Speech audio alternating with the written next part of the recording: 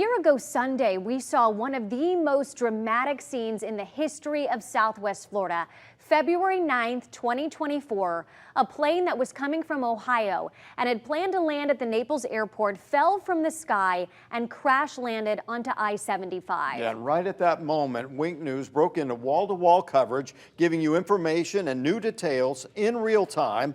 Alongside you, we watched as crews quickly got to that scene. They put out the fire and they saved many lives. Today, we're hearing new details about the rescue efforts. Wink News reporter Amy Gallo joins us live in Naples near the crash site. Amy, why were crews able to get to that crash site so fast?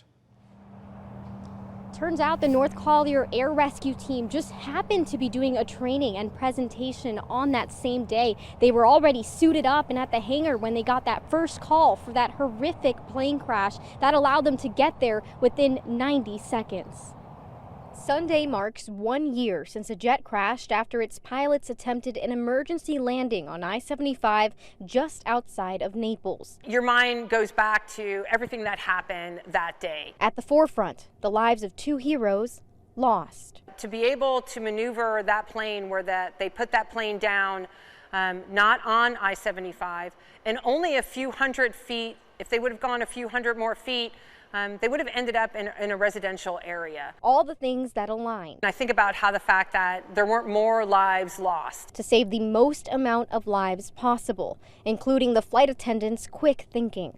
For her to have the presence of mind to recognize the fact that their primary way of getting off of that plane had been blocked by fire, and she was able to get her passengers safely out through the luggage compartment, that's amazing. Then the response time. Just by the luck of the day, our crew, the North Collier Air Rescue Team that we run in conjunction with Collier County Sheriff's Office, happened to be doing some training.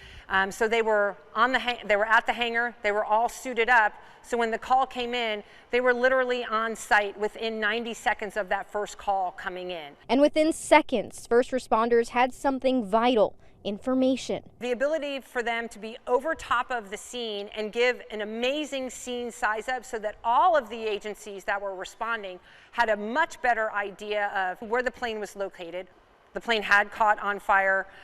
We knew where the Sheriff's Office and the Florida Highway Patrol immediately went into work to shutting down that section of I-75, which, by the way, it was a Friday afternoon in one of the most heavily trafficked areas of I-75. To look back at the deadly crash is to look forward and prepare for the next call. When the time comes for us to respond for things like this, we're ready to go. Coming up at 6, I'll have the latest from the Florida Department of Transportation on their efforts to restore the sound barrier wall where this all happened. We'll have that for you coming up shortly. For now, live in Naples, Amy Gallo, Wink News.